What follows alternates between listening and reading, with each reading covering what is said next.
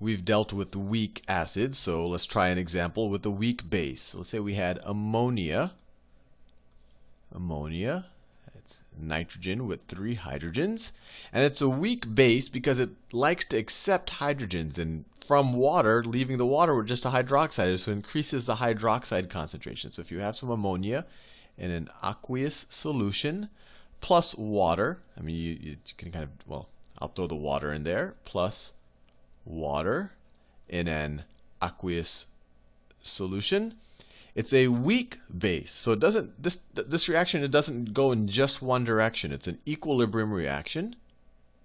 It's an equilibrium with, and since this is a weak base, and you know, this is where the Bronsted-Lowry definition really kind of pops out, is that it accepts, it's a proton acceptor instead of a donor. So it turns into ammonium, or an ammonia cation. Ammonium has another hydrogen on it, so now it has another proton, so that's a plus charge. That's an aqueous, and it took that hydrogen from the water. So plus OH minus aqueous. And remember, if you look at it from the Bronsted-Lowry definition, it was a proton acceptor.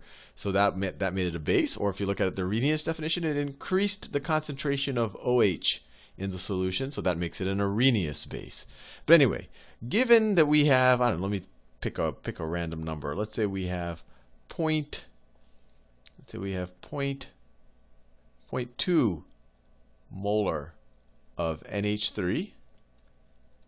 What is going to be the pH? So what's going to be our pH of this solution, considering that it's 0.2 molar of NH3? So the first thing we need to do, we need to figure out the equilibrium constant for this base reaction. And I just went to Wikipedia. I want to say Liquipedia. I'm talking about liquids so much. I went and equilibrium, Equipedia. But I went to Wikipedia, and you can look up, they have a little chart for almost any compound you look for, and they give you pKb. pKb, which is, you see that P there, that just means it's the minus log base 10 of the equilibrium constant of the equilibrium constant, and they give that as being 4.75. So we can just do a little bit of math here to solve for the equilibrium constant. So let's see, if we multiply both sides by negative, you get log base 10 of our equilibrium constant for this base reaction, that's why the B is there, is equal to minus 4.75, or 10 to the minus 4.75 should be Kb. So Kb is equal to 10 to the minus 4.75. That's not an easy exponent to figure out in your head, so I'll bring out the calculator for that. So if we take 10 to the 4.75 minus, it equals 1.7, let's just say 1.8 times 10 to the negative 5. This is equal to 1.8 times 10 to the minus 5.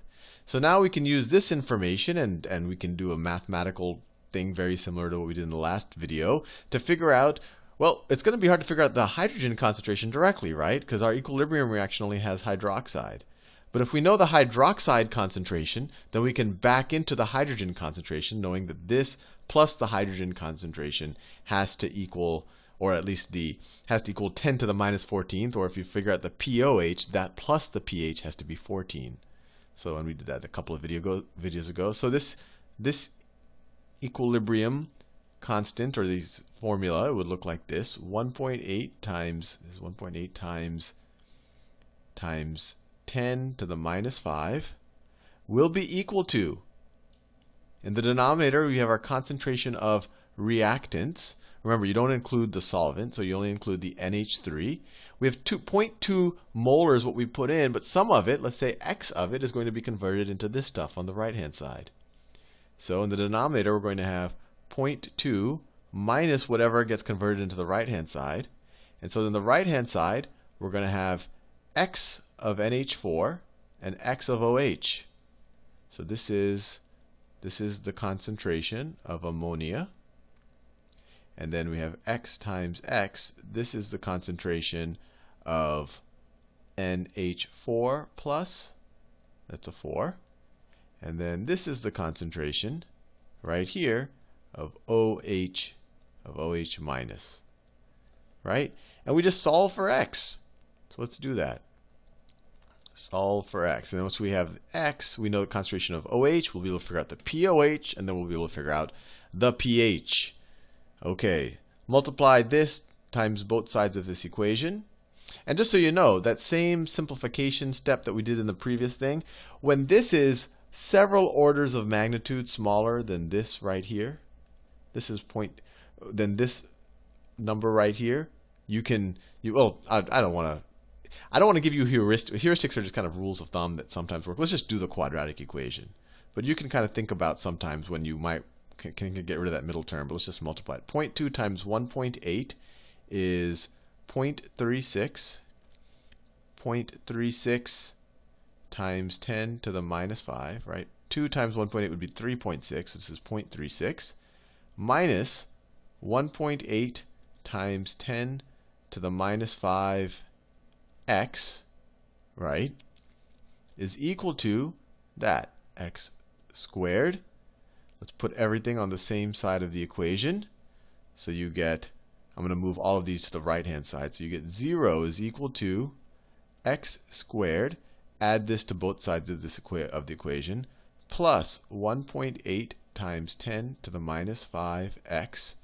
Let me put this in a different 1.8 times 10 to the minus 5, just so you can see the coefficients separate from the x terms, minus 0.36 times 10 to the minus 5.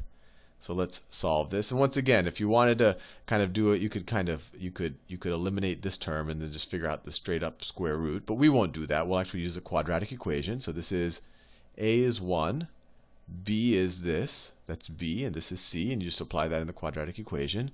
So you get minus b. So you minus 1.8 times 10 to the minus 5 power. Plus or minus, we'll only have to do the plus, because if we do the minus, we'll end up with a negative concentration. So plus the square root, I have to do a lot of math here, of b squared. So it's 1.8 times 10 to the negative 5, so it's 1.8. If you square it, it's 3.24. So it's 3.24 times, if you square 10 to the minus 5, that's 10 to the minus 10, minus 4 times a, which is 1, times c, which is minus. So it's 4 times, the minuses cancel out, times 0.36 times 10 to the minus 5, which is, let's see, 4 times 0.36 is equal to 1.44. I should have been able to do that in my head. Now you have 1.44 e minus 5 times 10 to, so let me write that. So you have, so this is 1.44. And of course, all of this is over 2a. 2. So let's see. And these are going to be, this is my x value, my concentration of OH.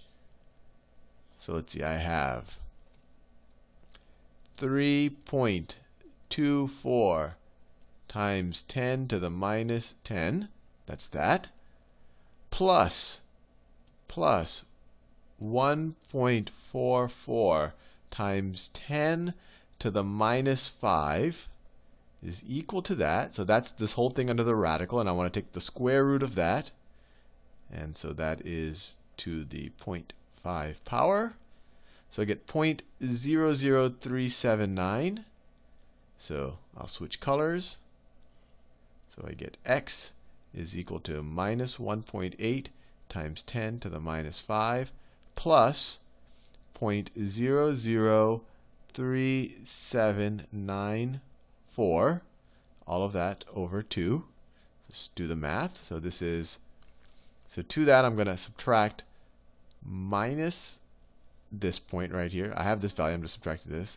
Minus 1.8 e 5 negative is equal to that. So this is the whole numerator, and now I need to just divide it by 2. divided by 2 is equal to 0.001. So let me write that. So x, so I'll switch colors arbitrarily again. X is equal to 0.00188. No, 8, I mean it's a 3 and so forth and so on. But if you remember from our original equation, what was x? It was, well, it's both the ammonium concentration and the hydroxide concentration. We care about the hydroxide concentration. So this is equal to my concentration of hydroxide. Now if I want to figure out my pOH, I just take the minus log of this number, which is equal to, so let's just take the log of it. The log is that, and then I take the minus of that, so it's 2.72.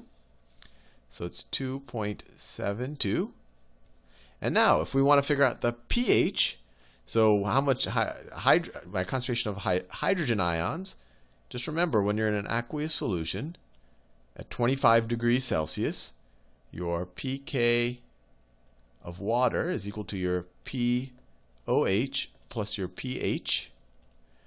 This at 25 degrees is 14, because you have 10 to the minus 14 molar concentration. Well, actually, I don't want to go into that. You have 10 to the minus 7 of each of these. But anyway, this is the equilibrium constant for the dissociation of water.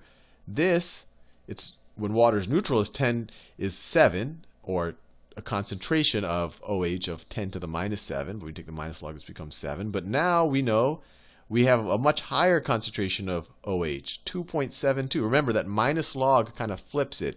So a lower pOH means a higher concentration of pOH, right? And a lower pOH, if this is lower, right, this is a lower pOH, that means your pH is higher.